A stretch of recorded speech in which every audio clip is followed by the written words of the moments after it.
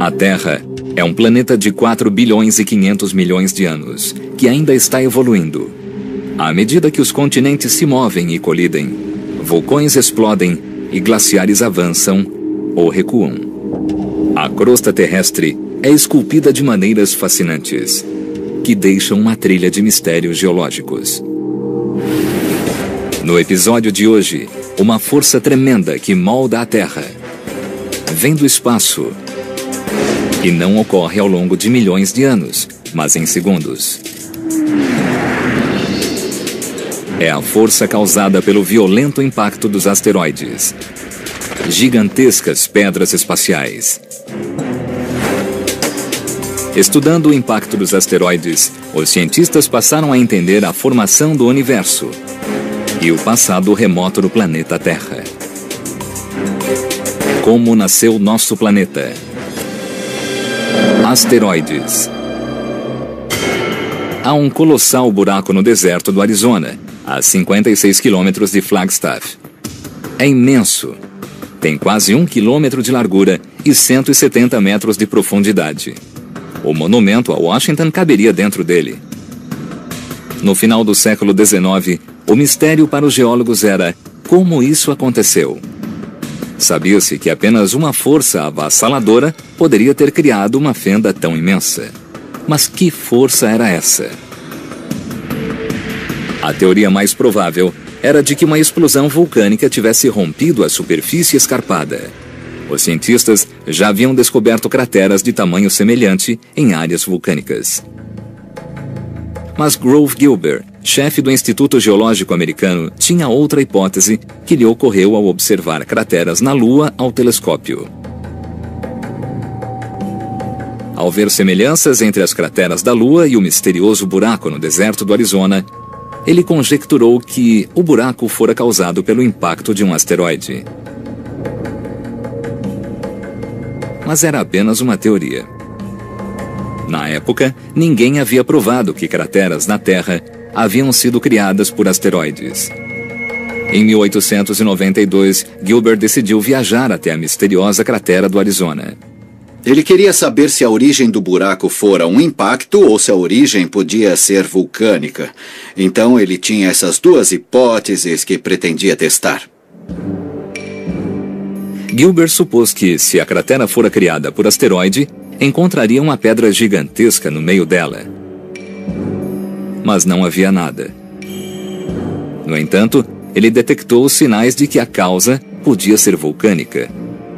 Quando chegou, Gilbert percebeu que o buraco no chão estava associado a alguns vulcões distantes. Podemos vê-los ao fundo, além da borda da cratera. Então, acho que imediatamente ele tendeu a preferir a origem vulcânica e não a meteórica.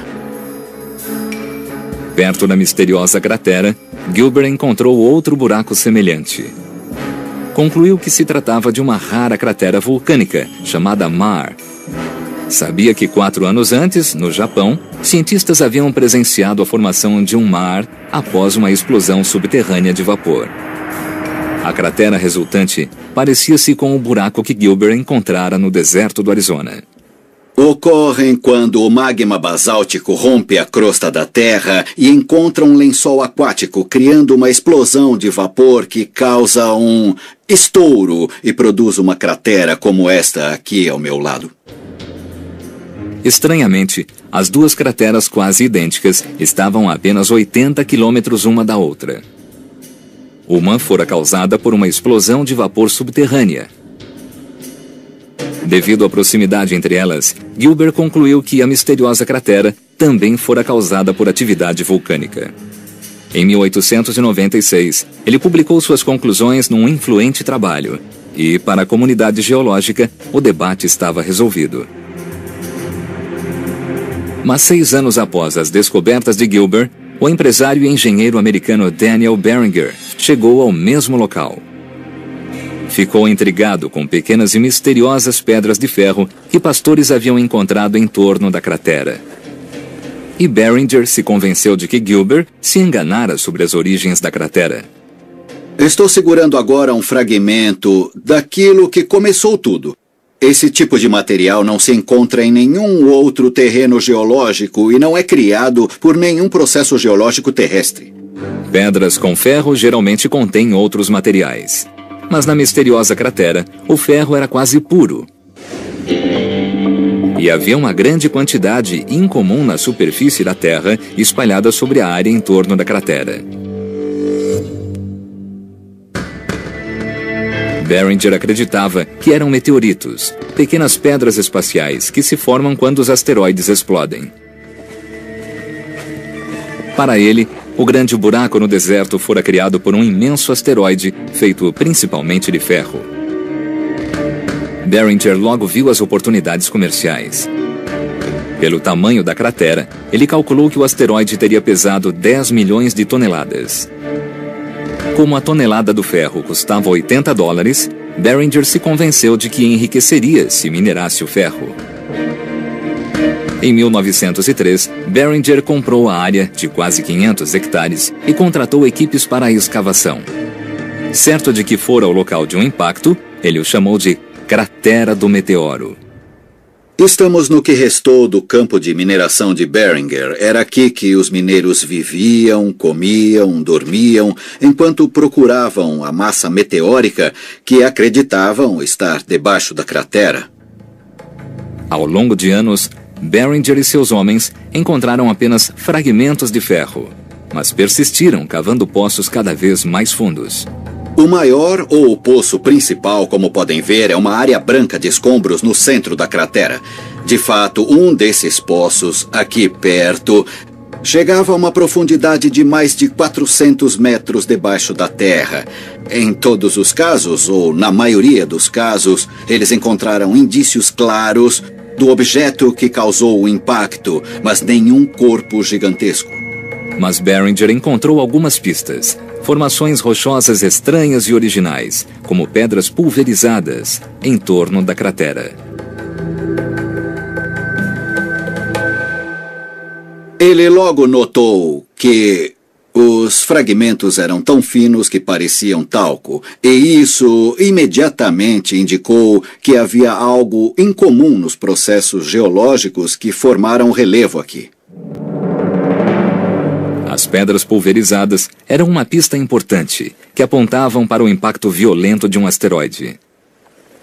Como geólogo, vendo uma rocha assim, eu notaria que se trata de algo incomum em torno de uma cratera vulcânica. Há algo estranho aqui e eu preciso saber o que é. Barringer descobriu outras anomalias. Na borda da cratera, ele encontrou pedras viradas de modo caótico. Uma energia muito forte levantou as rochas na cratera atrás de mim. Antes eram totalmente horizontais e agora estão inclinadas para cima. E se olharmos com atenção no alto da borda, vemos que foram completamente viradas. Durante 27 anos, Daniel Barringer cavou poços obsessivamente em busca do asteroide de ferro, em vão. Barringer morreu em 1929, depois de perder $600 mil seus e de investidores. 10 milhões na cotação de hoje. A cratera continua entre os bens da família até hoje. Mas sua teoria sobre o impacto de um asteroide e 3 pistas que ele descobriu motivaram novas investigações. A primeira pista eram os fragmentos de ferro espalhados pela cratera. A segunda, a rocha pulverizada. E a terceira, as rochas lançadas para cima e viradas na borda da cratera. Curiosamente, embora Barringer não tenha convencido a comunidade geológica de que a origem da cratera fora um impacto, ele motivou pelo menos algumas poucas pessoas a investigar processos de impacto. A teoria de Barringer sobre o asteroide ganharia força 6 décadas depois, graças a uma fonte inesperada.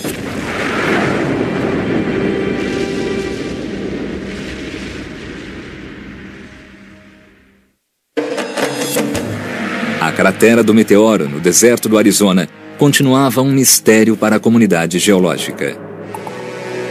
O debate sobre se fora causada por atividades vulcânicas ou pelo impacto de um asteroide continuaria até 1960. um jovem geólogo, Eugene Shoemaker, interessou-se pela pesquisa de Barringer. Levou seus estudos para outra direção, que tornaria a cratera do meteoro uma das mais investigadas da Terra. Shoemaker estudava crateras causadas por explosões nucleares em campos de testes em Nevada. Ele queria descobrir como as explosões transformaram a paisagem. Curiosamente, ele encontrou nos campos de testes as mesmas formações que Barringer descrevera na cratera do meteoro, no Arizona. Shoemaker morreu em 1997, mas sua mulher, a astrônoma Carolyn Shoemaker, recorda suas descobertas. Jenny comparou a cratera do meteoro a outras que ele mapeara no campo de testes de Nevada. Nos campos de testes, ele viu rochas viradas também perto do topo das crateras, nas bordas. E ele certamente logo percebeu a forte semelhança, porque isso era óbvio na cratera do meteoro.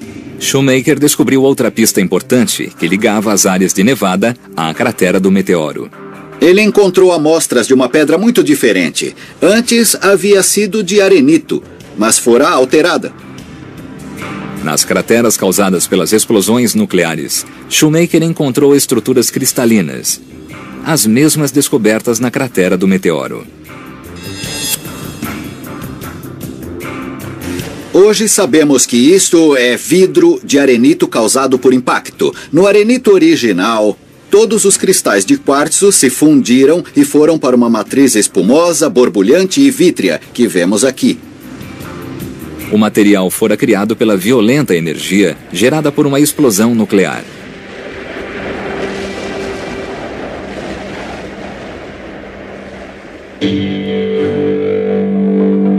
Para Shoemaker, era prova conclusiva de que a cratera do meteoro não fora formada por erupções vulcânicas, e sim pelo violento impacto de um asteroide numa fração de segundo.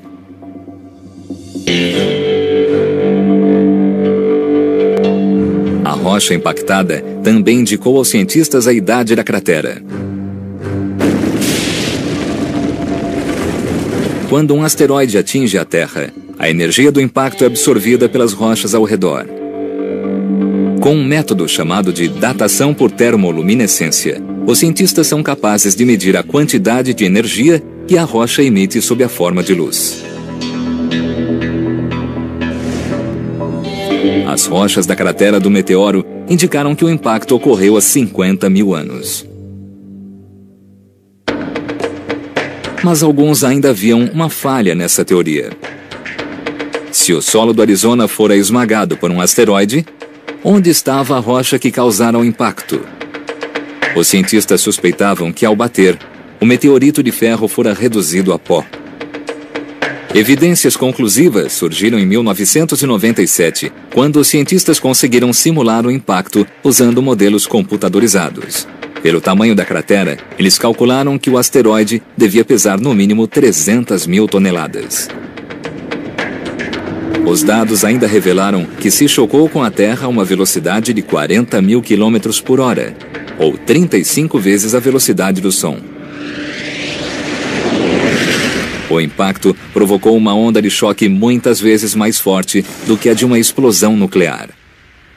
Em questão de segundos, esta cratera de impacto aqui atrás foi escavada e os escombros foram depositados no solo. Segundos depois, a onda de choque e uma explosão de ar muito veloz se espalharam pela paisagem.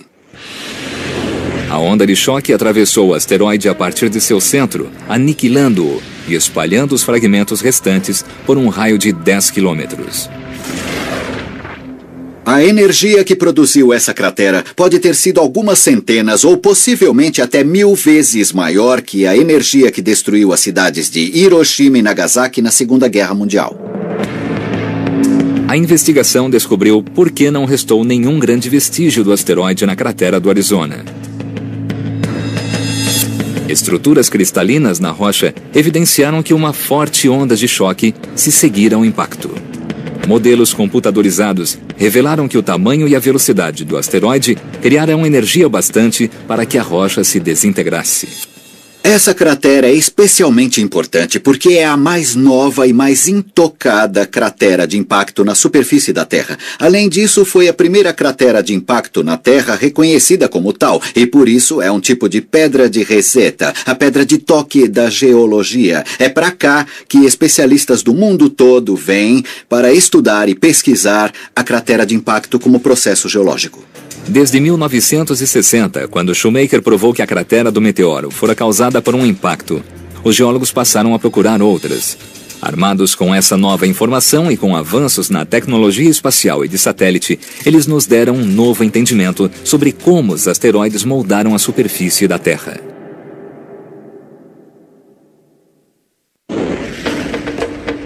Quando a cratera do meteoro, no Arizona, provou que uma massa de ferro pode cair do espaço e criar uma fenda colossal, os cientistas começaram a procurar outras, já que algumas crateras, que acreditavam ser vulcânicas, podiam ter sido causadas por asteroides. Os pesquisadores foram a Sudbury, em Ontário, no Canadá.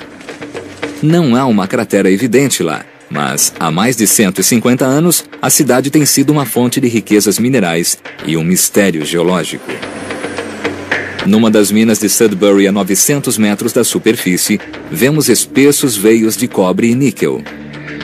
Até recentemente, esses recursos eram associados à atividade vulcânica. Um dos traços mais característicos de Sudbury é o fato de conter depósitos de metal de alta qualidade.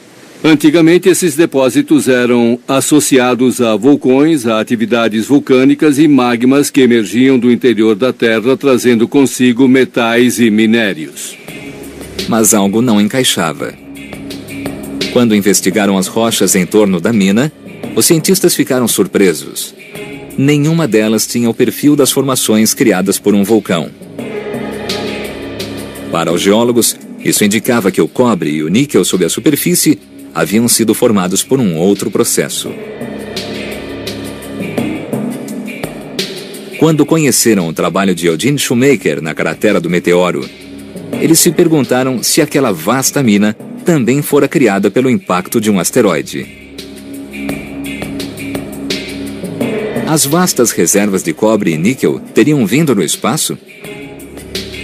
Rochas na superfície revelaram novas evidências. É um sistema de fraturas de tipo cônico percorrido por nervuras ou linhas que se concentram para atingir um ponto. Essas pedras são chamadas de cones de estilhaçamento. Sprague está convencido de que a única força capaz de deformar uma rocha a tal ponto é o impacto de um asteroide. São formadas devido à ação da onda de choque sobre as rochas-alvo. A onda comprime as rochas como se fossem molas, e quando a onda de choque as soltam, forma essas estruturas cônicas bem demonstradas aqui. Isso é um diagnóstico de impacto. Não podem ser criadas de nenhuma outra forma, nem com dinamite e nem mesmo com armas nucleares. Mas esta era apenas uma pista. Outra era a composição das rochas. Uma mistura de fragmentos criados com violência e depois fundidos. Então, isto aqui é composto por fragmentos da crosta terrestre, que foi feita em milhões de pedaços. O material mais escuro e central pode ainda conter vestígios do meteorito na forma de irídio. O irídio é um dos metais mais raros na superfície da Terra. No espaço, é 1000 vezes mais abundante. Os asteroides são escombros espaciais e sua composição varia drasticamente. Alguns são feitos de material rochoso, outros de metais, como o ferro, mas todos têm uma coisa em comum. Contêm quantidades relativamente grandes de irídio. Portanto, grandes quantidades de irídio encontradas na Terra são indícios de um impacto. Agora vamos pegar uma amostra e analisá-la para ver se encontramos alguma presença forte de irídio que indique que se trata de algum tipo de meteorito. Para encontrar irídio, as amostras de fragmentos de rocha são aquecidas numa fornalha a mais de 1000 graus centígrados. A rocha derrete e os metais se separam e formam um disco. Quando o disco esfria, procuram-se vestígios de irídio. Oi, John. Tudo bem? Tudo bem. O metal da rocha se dissolve e o líquido passa por um espectrômetro de massa que detecta minúsculos fragmentos de metal. O aparelho incrivelmente preciso forneceu a evidência crucial. As linhas azuis e vermelhas mostram que há 10 vezes mais irídio nas rochas de Sudbury do que em amostras normais da crosta terrestre. É uma prova inquestionável de que Sudbury já foi atingida por um imenso asteroide.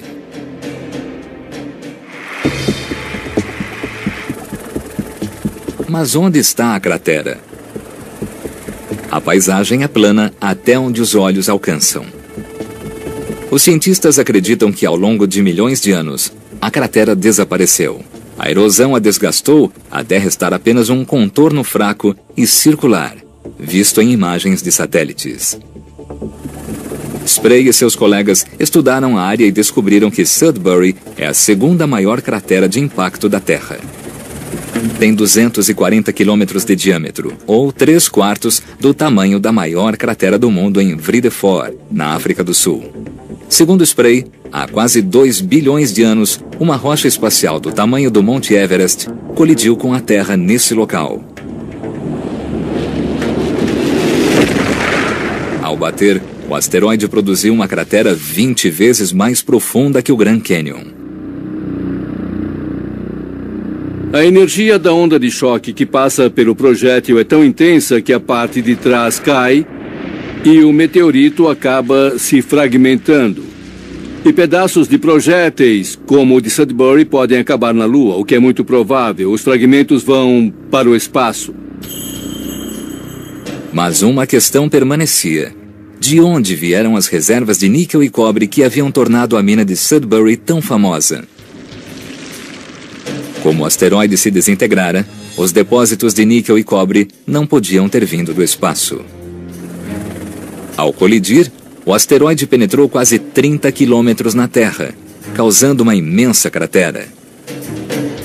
Cientistas calculam que esse buraco durou muito pouco. Horas depois, afundou devido à gravidade. É como tentar cavar um buraco na areia da praia com uma pá. Enquanto retiramos a areia, as laterais do buraco logo começam a desmoronar. Depois que as encostas desmoronaram, o solo da cratera se tornou um lago de rocha quente e líquida. O buraco fora feito em segundos. Mas a rocha quente levou centenas de milhares de anos para resfriar. Durante esse tempo, metais mais pesados, como o cobre e o níquel, presentes na rocha líquida, afundaram e formaram os valiosos depósitos de metais de Sudbury. O impacto em Sudbury mudou radicalmente a geologia de uma vasta região, concentrando grandes quantidades de níquel e cobre em depósitos subterrâneos. As zonas de impacto passaram a ser mais que um assunto acadêmico. Esses ricos depósitos minerais significavam grandes lucros e riqueza econômica. Hoje, companhias mineradoras em busca de recursos naturais usam satélites para encontrar novas crateras no planeta. Círculos vistos do espaço podem indicar impactos de asteroides gigantes. E elas sabem que essas áreas podem conter não apenas cobre e níquel. Pensava-se que as minas de ouro da África do Sul também haviam sido criadas por processos vulcânicos. Mas a descoberta de cones de estilhaçamento nos anos 60 e de estruturas circulares em imagens de satélites revelou o que hoje se acredita ser a maior cratera de impacto do planeta. O impacto concentrou minerais valiosos nas rochas na forma de preciosos depósitos de minério de ouro. E em Chicxulub, no México, os cientistas descobriram vestígios de um grande impacto de asteroide que varreu toda a população de dinossauros há 65 milhões de anos. Recentemente, os cientistas traçaram um paralelo entre a enorme cratera de Chicxulub e uma grande reserva de petróleo descoberta perto dali. Quando colidiu com a crosta terrestre, o asteroide fraturou a rocha subterrânea, tornando-a porosa. O petróleo, abundante nas profundezas, emergiu e infiltrou a rocha porosa, criando um depósito. Hoje, os cientistas reconhecem mais facilmente indícios de zonas de impacto. Cones de estilhaçamento evidenciam fortes ondas de choque. A presença do metal irídio prova que um asteroide colidiu. E imagens de satélite mostram como as crateras de impacto estão associadas a vastas riquezas minerais. Além dos minérios encontrados em várias zonas de impacto, os asteroides deixaram evidências de uma enorme destruição. E isso levou os cientistas a uma assustadora conclusão. Se isso aconteceu no passado, pode voltar a acontecer no futuro. –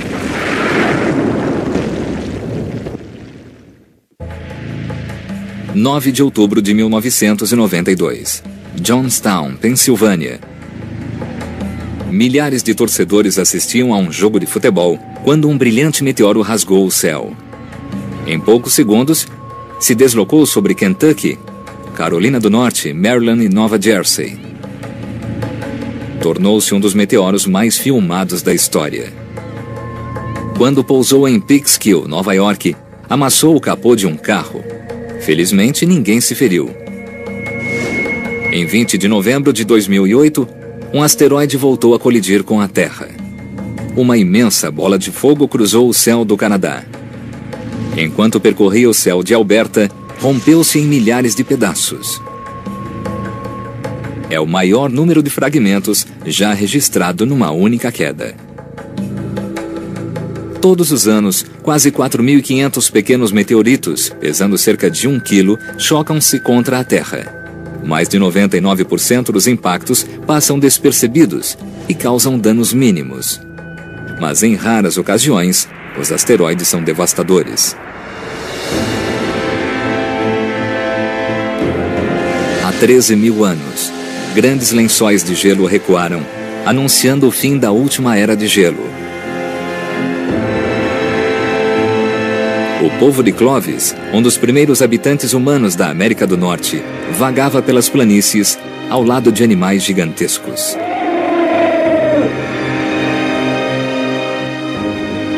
Uma equipe de arqueólogos estuda as evidências que deixaram na caverna Sheridan, em Ohio, a sudoeste do lago Erie. O povo de Clovis caçava e colhia, ou seja, caçava animais selvagens e colhia plantas silvestres. Nesse período existiam animais chamados megamamíferos, entre eles criaturas parecidas com elefantes, como o mamute e também o mastodonte americano. Mas, de repente, as evidências dos megamamíferos e das armas usadas pelo povo de Clovis desapareceram. O mesmo foi observado por geólogos em outras escavações na América do Norte. Tankersley está convencido de que uma catástrofe levou os mamutes à extinção. Deve ter acontecido num estalar de dedos. Mais de 30 gêneros de megamamíferos entraram em extinção, e as armas do povo de Clovis desapareceram para sempre. Pistas do que aconteceu foram encontradas em outra parte da caverna, numa formação geológica específica. Trata-se de uma camada de rocha escura, cheia de escombros chamuscados, que sugerem uma morte violenta. A camada preta que vemos nesse perfil é carbono, um alto conteúdo orgânico, e o que estamos vendo são os restos de animais que viviam na época e que foram literalmente queimados vivos. Para isso, o calor precisa ser de 260 a 650 graus centígrados. A causa dessa catástrofe é um mistério. Mas nessas cavernas em Ohio, Tankersley acha que encontrou indícios do impacto de um asteroide. Isto é um medidor da suscetibilidade magnética. Examina o grau de magnetismo das camadas de sedimentos. Se nós medirmos a camada que antecede o choque do asteroide ou então do cometa, vemos que o resultado fica em torno de 7. Comparando essa camada com a camada preta, encontramos micrometeoritos e medimos um magnetismo 50 vezes superior em relação à camada anterior. E aqui temos as evidências de um asteroide ou de um grande cometa. Como no caso da cratera do meteoro no Arizona, Tankersley acha que o asteroide trouxe grandes quantidades de ferro, causando um forte campo magnético. Ao entrar na atmosfera, o asteroide se rompeu em milhares de micrometeoritos. Ele acredita que o impacto aniquilou os megamamíferos e levou o povo de Clovis à beira da extinção. Alguns cientistas duvidam dessa teoria. Segundo eles, a devastação pode ter sido causada por um raio ou por um incêndio provocado pelo próprio povo de Clovis. Mas recentemente, outras evidências da força destrutiva desses corpos foram descobertas. Em março de 1994, Carolyn Shoemaker e uma equipe de astrônomos fizeram uma descoberta extraordinária. Eles observavam o céu quando uma gigantesca bola de fogo se aproximou de Júpiter. Então nós vimos uma barra de luz. Quando eu vi, pensei, o que é isso? Parece um cometa achatado porque era nebuloso. Não era um asteroide, mas um cometa com cauda. Batizado de Shoemaker-Levy 9, essa mistura de rocha espacial com gelo estava em rota de colisão com o planeta Júpiter. Foi muito emocionante. Nós já estávamos muito empolgados, então ficamos ainda mais, porque era muito incomum. Ninguém nunca tinha visto de verdade um cometa orbitar em torno de Júpiter. Sabíamos que haviam estado lá, mas ninguém tinha visto um cometa chocar-se com outro corpo no espaço. Pela primeira vez, o mundo todo via um cometa se precipitando em direção a um planeta. Quando entrou na atmosfera de Júpiter, algo incrível aconteceu. O cometa explodiu, causando ondas de choque gigantescas, que provocaram buracos em Júpiter maiores que a própria Terra. O impacto em Júpiter foi sensacional, foi muito grande. Vimos a mancha escura, em seguida o primeiro anel e depois vimos a nuvem de poeira. A equipe viu uma explosão no ar. Quando se aproximaram de Júpiter a alta velocidade, as bolas de fogo foram detidas pela atmosfera do planeta.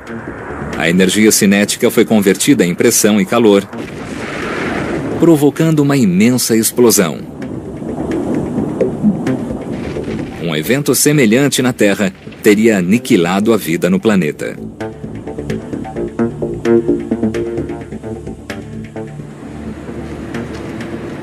O físico Mark Boslow trabalha no ultra-secreto Laboratório Sandia, no Novo México.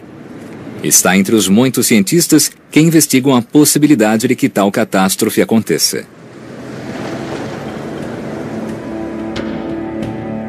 Pesquisas sugerem que podemos não estar tão seguros quanto pensamos. A investigação o conduziu a uma região remota da Sibéria. Em 30 de junho de 1908, uma brilhante faixa de luz cruzou o céu. Segundos depois, ouviu-se o som de uma explosão. A região de Tunguska sofreu uma explosão aérea. Uma violenta onda de choque arrancou milhares de árvores e dizimou 215 mil hectares da floresta boreal. Ainda restaram algumas evidências. Todos os ramos de algumas árvores foram totalmente arrancados em 1908 e essas árvores que estão mortas há um século continuam de pé. Os cientistas avaliaram que a destruição devia ter sido causada por um asteroide de no mínimo 30 metros. Eles acreditavam que asteroides desse tamanho atingiam a Terra apenas uma vez a cada 1000 anos. Mas em 2008, Boslow descobriu algo alarmante. Com simulação computadorizada, ele calculou que um meteorito de apenas 6 metros de diâmetro poderia causar um evento como o de Tunguska. A explosão aérea, na verdade, foi menor do que se pensou durante pelo menos cerca de 20 anos. E achamos que foi menor porque não se levou em conta o impulso que continuou a transportar a energia. Isto é um asteroide vindo de cima e da direita. Entra na atmosfera a cerca de 12 quilômetros da superfície e explode. Mas vejam que continua descendo e toda essa energia continua descendo e empurrando a onda de choque para a frente. A onda de choque é uma explosão de ar com a força de um furacão. Foi isso que derrubou as árvores. Com base nessa teoria, asteroides capazes de causar eventos como o de Tunguska podem atingir nosso planeta a cada 100 anos. Se explodissem sobre uma região populosa, as consequências seriam arrasadoras. Bom, se um asteroide como esse atingisse ou explodisse no céu de Los Angeles, destruiria prédios ao longo de uma área de 2.000 quilômetros quadrados. Portanto, varreria uma grande área da região metropolitana de Los Angeles. A investigação revelou que choques de asteroides podem ser incrivelmente destrutivos. A camada de sedimentos escuros na caverna Sheridan, em Ohio, indica que o impacto de um asteroide pode ter levado à extinção dos megamamíferos. A colisão de uma bola de fogo com a atmosfera de Júpiter mostrou em tempo real o poder destrutivo das explosões aéreas. E uma explosão sobre a Sibéria evidenciou que meteoritos de até mesmo 6 metros de diâmetro podem causar uma enorme devastação. O poder dos asteroides é evidente, mas a história não termina aqui. O exame de fragmentos de asteroides revelou segredos extraordinários sobre as origens do Sistema Solar.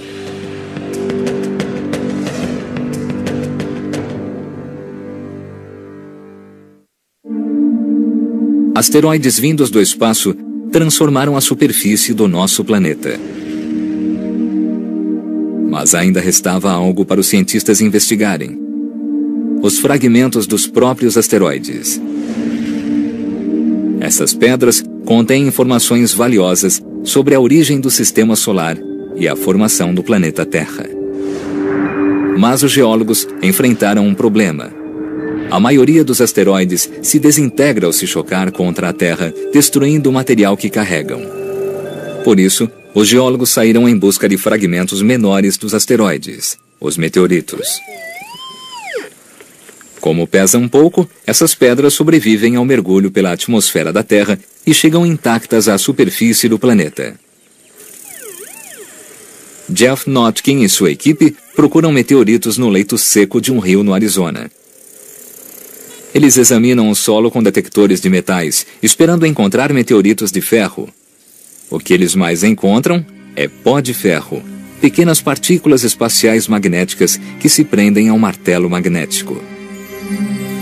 Estima-se que milhares de toneladas de meteoritos caiam na Terra todos os anos. No entanto, a grande maioria são partículas minúsculas que assentam sobre a superfície da Terra e nunca são notadas. O que Notkin está buscando não é poeira espacial, mas meteoritos extremamente valiosos. Ele os procura há mais de 15 anos e já tem uma coleção de várias centenas de amostras. Há 3 tipos básicos de meteoritos: os de ferro, que são meus preferidos, e eles correspondem à imagem que as pessoas fazem dos meteoritos. A superfície deles geralmente é muito bonita e estética, como esta, causada pela fusão na atmosfera. O segundo tipo são as pedras, muito semelhantes, pelo menos em aparência, às pedras da Terra. Embora contenham metais como ferro e níquel, vindos do espaço, que não encontramos em pedras da Terra. E o terceiro grupo é feito de pedra e ferro. É o mais raro dos 3 e o mais valioso. Um meteorito como este valeria de 25 a 30 mil dólares. Quando o cortamos e abrimos, nós revelamos um lindo interior com cristais de olivina, conhecidos popularmente como a pedra semipreciosa peridoto. Fora o valor monetário, para os geólogos como Minnie Waldwa, esses meteoritos são uma janela para o passado do planeta Terra.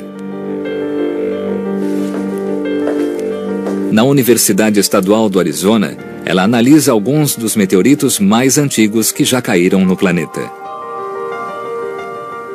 Este meteorito aqui Este condrito rico em carbono provavelmente é semelhante aos materiais que bombardearam a Terra em suas origens e chamam-se condritos porque tem estas pequenas inclusões esféricas chamadas côndrulos e estão entre os primeiros sólidos que se formaram no Sistema Solar. Nos primórdios do Sistema Solar, tudo o que havia era gás e poeira. Quando se resfriou, asteroides sólidos começaram a se formar. Com a tecnologia moderna, os cientistas conseguiram descobrir sua idade exata. A maioria dos meteoritos teria se formado há 4,6 bilhões de anos, mas técnicas modernas hoje possibilitam a datação dos meteoritos com muito mais precisão. Hoje sabemos, estudando meteoritos como este, por exemplo, que o Sistema Solar de fato se formou há 4,567 bilhões de anos, com uma variação de apenas 1 milhão de anos. Então, essencialmente, os meteoritos nos permitem datar o Sistema Solar. Enquanto flutuavam no espaço, os meteoritos colidiam e formavam corpos maiores. Essas antigas rochas compuseram os planetas, inclusive a Terra. Estudando esse tipo de meteorito, podemos começar a entender como o nosso próprio planeta se formou e que tipos de processos podem ter ocorrido na Terra, porque, na verdade, observamos o interior de pequenos corpos planetários quando vemos o interior desses meteoritos. Depois da formação dos planetas, os escombros que restaram se uniram e criaram uma nuvem de rochas e pó entre Marte e Júpiter. Trata-se do cinturão dos asteroides. De vez em quando, um desses asteroides se solta e despenca pelo espaço a 40 mil quilômetros por hora. Quando pousa na Terra, o asteroide traz informações inestimáveis sobre as condições na Terra primitiva e pode até sugerir como a própria vida começou. No final dos anos 60, uma notável chuva de meteoritos atingiu a cidade de Murchison, na Austrália. Cientistas do mundo todo acompanharam o evento. Consiste basicamente de minerais semelhantes aos que... Centenas de fragmentos caíram do espaço, espalhando no ar o odor de material orgânico em putrefação. Se você abrir este pote de material e o cheirar, vai ver que é um cheiro muito forte de compostos orgânicos voláteis que continuam sendo expelidos desta pedra até hoje. A doutora Wadway e sua equipe começaram a analisar o meteorito de Murchison e fizeram a incrível descoberta de que continha compostos orgânicos chamados aminoácidos. São moléculas complexas essenciais à vida.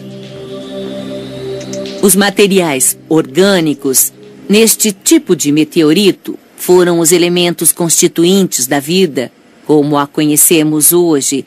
É a matéria-prima a partir da qual a vida começou no planeta.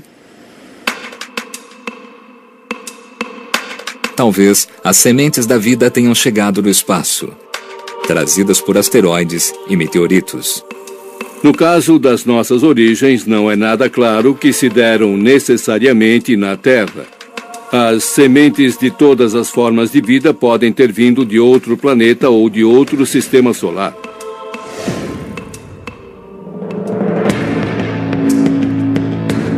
Novas descobertas sobre os impactos de asteroides revolucionaram nossa visão de como a Terra nasceu. Rochas viradas em torno da cratera do meteoro indicam um impacto violento. Modelos computadorizados revelaram que os asteroides se desintegravam após a colisão. Vestígios de irídio nas rochas de Sudbury sugerem que o impacto de um asteroide concentrou metais preciosos. A partir de meteoritos que caíram na Terra, os cientistas puderam calcular que o Sistema Solar se formou há exatamente 4,567 bilhões de anos. E a análise dessas rochas espaciais mostrou que as sementes orgânicas da vida podem ter chegado à Terra vindas do espaço.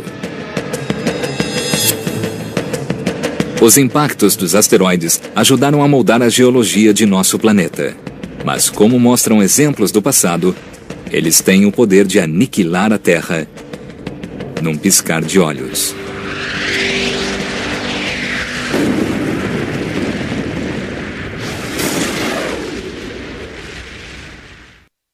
imenso.